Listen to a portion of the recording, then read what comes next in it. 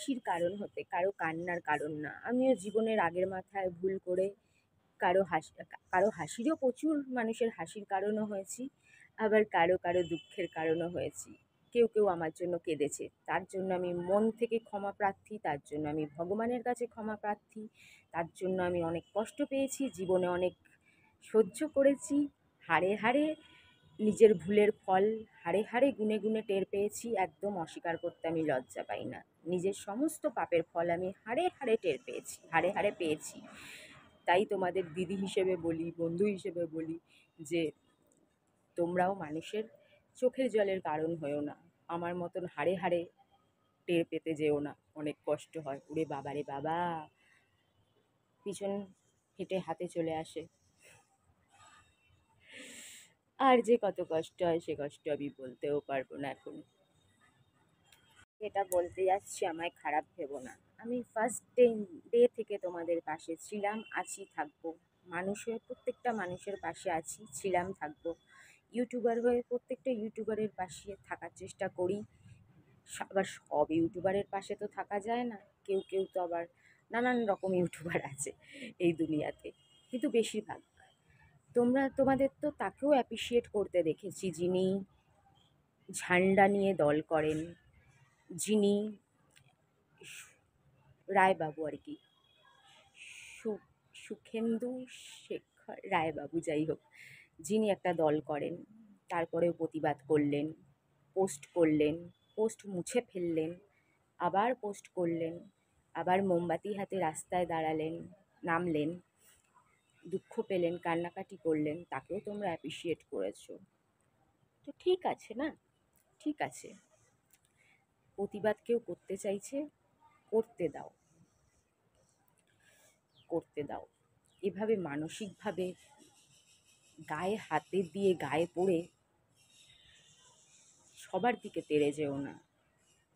মানুষ বুঝে, অবশ্যই তেড়ে যাওয়া উচিত, কিন্তু মানুষ বুঝে। Good evening, good evening, good evening.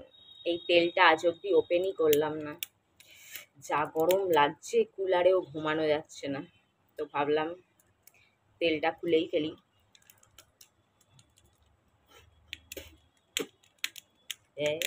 খুলছে না, কি জ্বালাতন। হ্যাঁ, তো বলে ফেলি, ঋতুপর্ণা ম্যামের সাথে যে ঘটনাটা ঘটলো সেটা খুব একটা ভালো লাগলো না। কেন বলো তো? এটা যদি অন্য কারোর সাথে হতো বা অন্য কেউ সেরকম, এটা যেটা মানে এই ব্যাপারটাকে ডিজার্ভ করে এরম কেউ হতো, তাহলে হয়তো বলতাম না, হয়তো বলতাম না।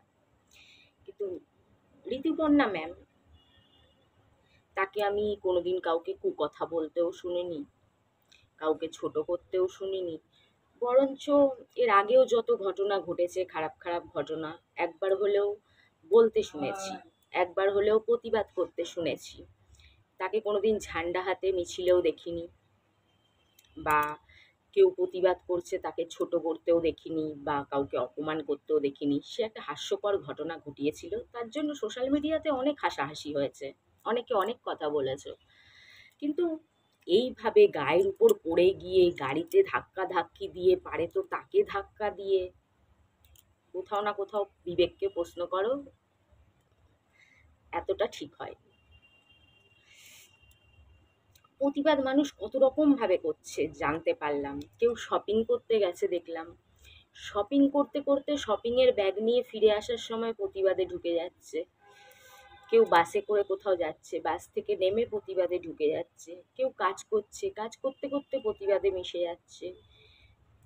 প্রতিবাদ সব রকম ভাবে করা যায়। কাজ করতে করতে, যার কাজ নাচ গান করা, নাচ গান করতে করতে, যার কাজ সিনেমা করা, সিনেমা করতে করতে, কাজ করতে করতে প্রতিবাদ করাটা হলো কথা। ভালো উদ্দেশ্যটা হলো কথা, খারাপ উদ্দেশ্যটা না থাকলেই হলো। আর কোন ভাইরাল জিনিসে ভেসে যেতে হয় আর কোন ভাইরাল জিনিসে ভেসে যেতে হয় না, সেটা বুঝতে হবে। কাউকে গো ব্যাক করছি, দুটো লাইক পাচ্ছি। অনেক মানুষ যেরকম এই জিনিসটাকে সাপোর্ট করছে, তারা কিরকম, বেশিরভাগ মানুষই যারা সোশ্যাল মিডিয়ায় শুধু ট্রোল করে যায়, শুধু ট্রোল করে যায়, শুধু ট্রোল করে যায়। কিন্তু অনেক মানুষ এই জিনিসটাকে খারাপও বলছে। অনেক নিউজ চ্যানেল, অনেক বড় বড় সেলিব্রিটিরা, যেই সেলিব্রিটিরা আমি যেদিন রাস্তায় নেমেছিলাম সেদিনও নেমেছিল, রাত দখলেও ছিল, রোজ নামে, বেশিরভাগ নামে, তারা পর্যন্ত খারাপ বলছে। তা তারাও কি মূর্খ? তারাও কি অশিক্ষিত? তারাও কি বোঝে না? তারাও কি বাজে? এগুলো করলে প্রতিবাদটা ছোট হবে, বড় হবে না। হাতে হাত দিয়ে প্রতিবাদ করো, অন্যকেও প্রতিবাদ করার সুযোগ করে দাও। প্রতিবাদটাকে শেষ করে দিও না। নিজেদের মধ্যে ভাঙতে ভাঙতে ভাঙতে ভাঙতে সব ভেঙে যাবে।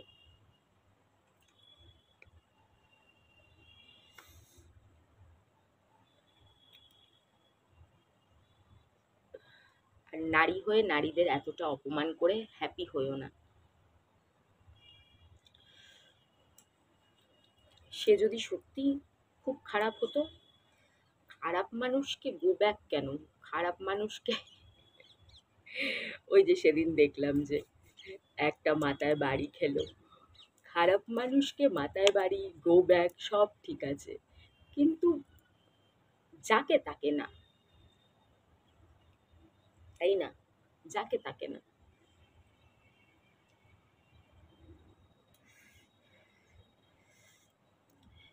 একটা খারাপ কাজের অন্যায়ের প্রতিবাদ আরেকটা অন্যায় করে হয় না।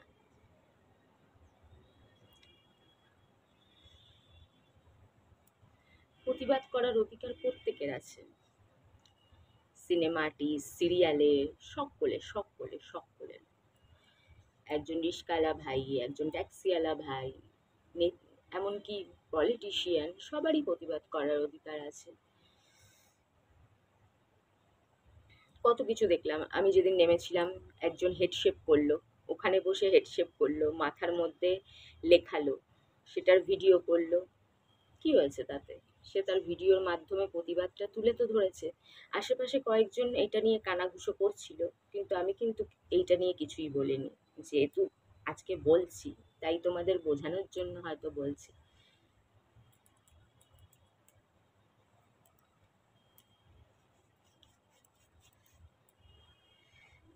যেটা হয়ে গেছে, সেটা নিয়ে আর কিছু না বলে, যাতে এরকম আর না হয়, যাদের উপর সত্যি এটা করা উচিত তাদের উপর করো, যাদের উপর না করলেও চলে তাদের উপর করো না।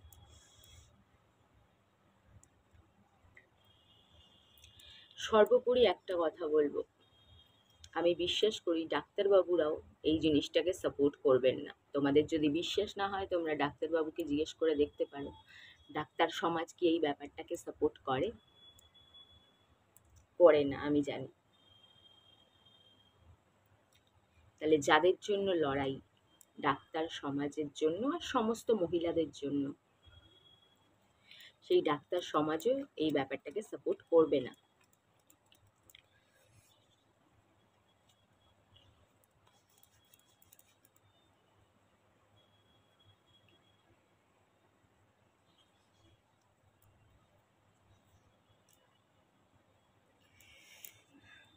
আগে তোমাদের মর্জি, কেন তোমরা বড় বড় মানুষ, মানে কি বলবো, কেউ কেউ ইনফ্লুয়েন্সার, তোমাদের কথা সবাই শোনে।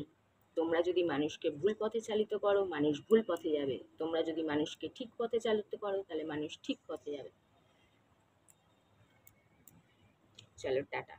আমায় দুটো বাজে কথা বলে চলে যাও, কোনো ব্যাপার না।